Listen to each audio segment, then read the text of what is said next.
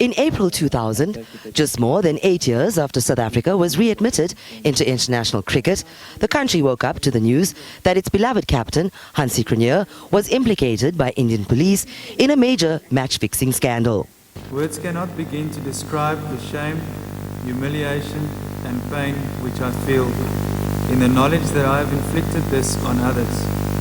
His confession rocked the sport, his squeaky clean image in tatters.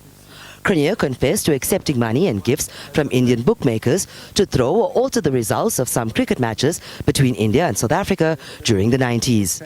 It was the catalyst that blew the lid off match fixing in cricket, or did it? Cronje was crucified for his role in the scandal and banned from the sport for life.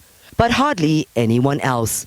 The International Cricket Council established an understaffed anti-corruption unit, but the sport soon returned to sleepy innocence. Not in South Africa, though. The country leads the way in policing match fixing in professional cricket with legislation to boot, but there still are challenges. Players can now be approached on social media, and it's especially difficult to monitor amateur and unsanctioned cricket. But Cricket South Africa's head of the anti-corruption unit, Louis Cole, says professional cricketers are adequately educated and advised on sports betting and match fixing. It is at a professional level, certainly. At a club level where they don't get compensated, where they don't necessarily share in the profits of that particular tournament. They don't perhaps have that understanding that professional players do, who've gone through these education sessions for many times. It is really difficult for them to understand what they're getting themselves into. And these corruptors, they do that for breakfast, lunch and supper. They know exactly what buttons to push, how to get through to players.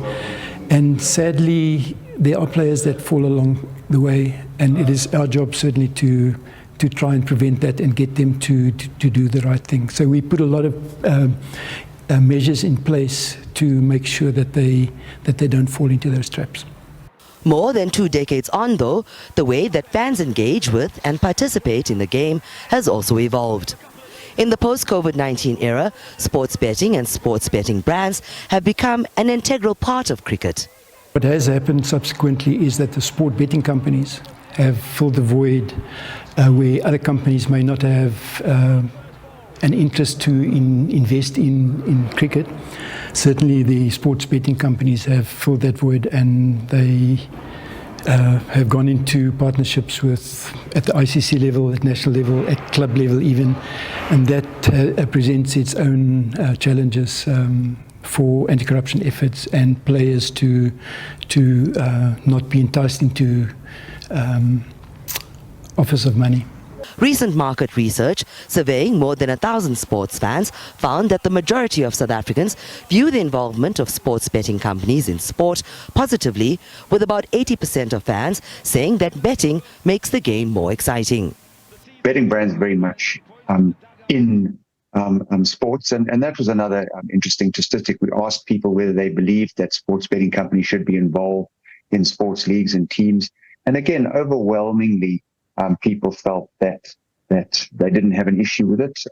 67% of fans actually agree that sports betting companies should be involved in sport. I think there's a sense that some people may have a different moral take on it, but fans certainly believe that it's better for the game. They bring a lot of money, they allow obviously teams to get more money and players to get more money. And it's seemingly sports fans are just okay with that. 2/3 of them are okay with that. This then obviously poses its own set of challenges to anti-corruption efforts.